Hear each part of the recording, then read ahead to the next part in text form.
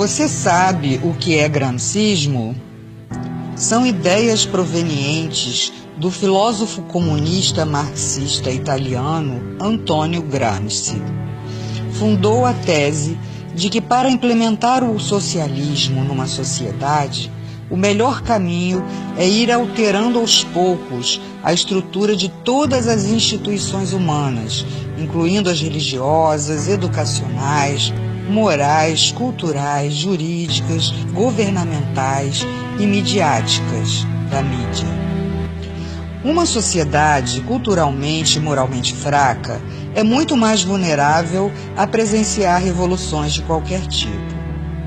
Gramsci postulou o conceito de hegemonia cultural, que é o domínio ideológico de uma classe sobre a outra, trazendo o enfraquecimento do capitalismo, culminando em uma revolução e ditadura comunista. Uma nação inteira fica dopada e dominada, formando uma sociedade idiotizada para que se perpetuem no poder.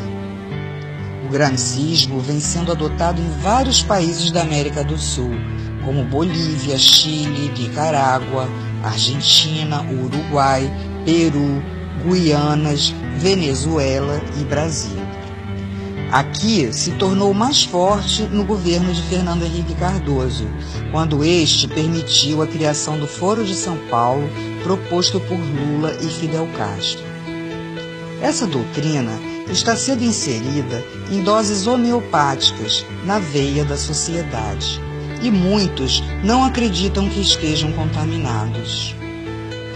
O golpe comunista é feito em etapas.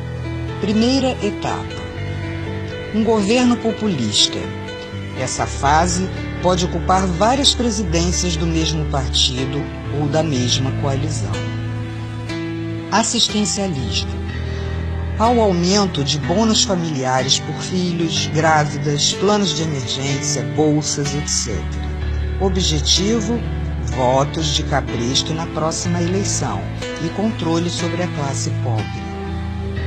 Inchaço da máquina governamental. Com o aumento de cargos públicos, estimam-se 4 votos do grupo familiar por cada emprego público. Os capitais privados começam a diminuir seus investimentos e seus empregados são absorvidos pelo sistema público. Objetivo: votos de cabresto na próxima eleição. Aumento de salários e aposentadorias, inclusive sem contribuição prévia. Inicialmente, contam com a aprovação da classe trabalhadora e dos sindicatos. Depois, começa a espiral inflacionária que anulará todos os aumentos. O custo de vida dispara e o objetivo é fidelização de eleitores e votos de cabresto na próxima eleição. Meios de comunicação. Todos recebem dinheiro do governo, ficando assegurada a publicidade oficial. Transmitem notícias distorcidas e com visões que interessam ao sistema para manipular a massa, e depois começa a censura, impedindo totalmente o conhecimento da realidade através, inclusive, do controle da internet, que se tornará interna e restrita. Aqui no Brasil, vemos a perseguição àqueles que combateram a subversão nos anos 60. Demonizam as Forças Armadas, o regime militar, taxando-o de ditadura e outras mentiras, criando uma imagem de inimigo inexistente, porém temível. A corrupção, esta se fará presente no círculo dos amigos do governo, que estarão protegidos pela impunidade, os deixando livres para saquear os cofres da nação. Uma outra manobra é promover falsas acusações de discriminação às minorias, como índios, homossexuais, presidiários, drogados, etc. Legisla a favor dessas minorias com o objetivo de criação de grupos ideológicos para a defesa do sistema e ainda a fidelização de eleitores para a próxima eleição. Porém, quando o comunismo tiver totalmente instalado, todos serão rejeitados. A delinquência é uma ferramenta essencial para a implantação do comunismo. Dominam as ruas, infiltram-se em manifestações como grupos extremistas, os Black Blocs, que são financiados, assim como os agentes e líderes de movimentos sociais para prejudicar os que são contrários ao sistema. Segurança. Haverá um desmonte progressivo, falta de equipamentos, atraso nos salários, desmoralização por supostos atos de corrupção e violência. Leis que beneficiam os infratores e prejudicam a ação policial. E sobram autoridades para garantir direitos humanos para criminosos, em detrimento das vítimas, incentivando e acelerando a violência. Partidos. Grande fragmentação e alinhamento com a base do governo, não havendo referências, pois todos seguem a mesma cartilha. Ocupações. Promovem as ocupações de terras públicas ou privadas. Invasões incentivadas por elementos que se beneficiam com a exploração dos menos favorecidos, cobrando aluguéis. Como prenúncio das expropriações, os capitais estrangeiros começam a sair do país e entram empresas de nações ligadas ao sistema. A mídia passa a perseguir os empresários nacionais, havendo quebra de muitas empresas e a estatização de outras. Assim, a classe média não consegue se organizar como oposição. Há o aumento também de ONGs de esquerda e a criação de grupos de choque.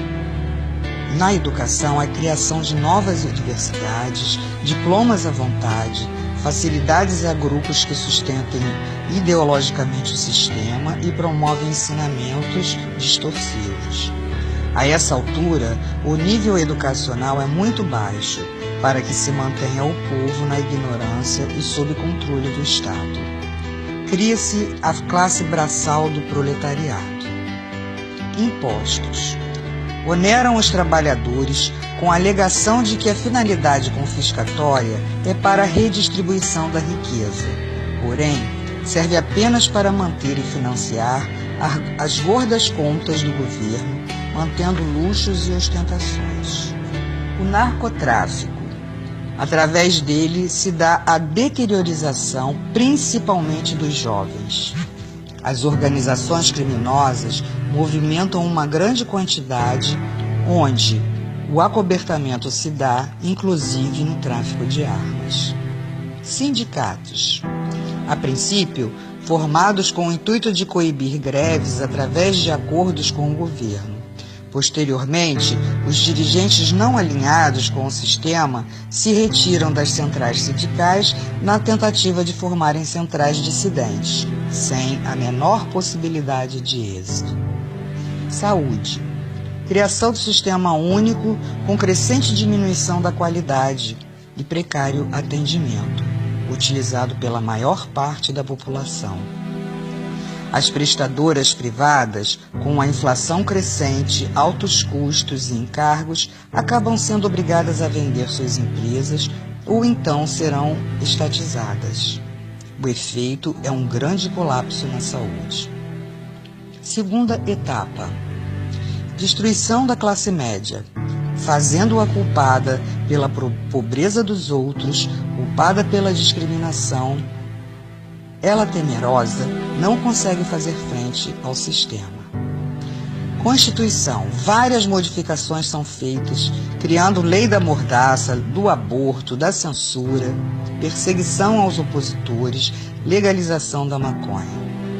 Promoção do colapso do poder judiciário, tornando-se servidor do governo. A impunidade aumenta, o crime domina as ruas, a espiral inflacionária dispara. A economia se deterioriza. Há a destruição moral e física das Forças Armadas e da segurança policial, e a centralização dos grupos de choque, que são as guardas bolivarianas defensoras do sistema. A criação de apenas 2 partidos, sendo um dominante e outro de falsa oposição, surgimento de falsos inimigos implantados para praticar conflitos, saques e invasões. Cria-se a lei que permitirá a perseguição de religiosos. Terceira etapa: tomada do poder. Os grupos de choque já citados estarão presentes em atos do governo ou coibindo as manifestações de oposição. Prisões por considerar crimes políticos. Serão feitas expropriações, confisco de passaportes, proibição de sair do país e novas identidades aos que estiverem de acordo com o sistema, sendo feitas avaliações e lavagens cerebrais. Racionalização de alimentos e com direitos apenas aos que tiverem a nova identidade. Severas deportações, total controle social e fim da liberdade. Portanto, as portas do inferno estarão abertas para todos serem aprisionados com correntes e cadeados nesse sistema trevoso. Se não quisermos nos tornar escravos, devemos lutar por todos nós e nossas famílias, pela nossa liberdade enquanto há tempo. Saber o que se passa é um direito de todo cidadão. Vamos nos unir, ir para as ruas, demonstrar nossa insatisfação e pedirmos a faxina dos três poderes. Assim, teremos a chance de voltarmos a ter um país próspero, de luz e de paz. Faça a sua parte.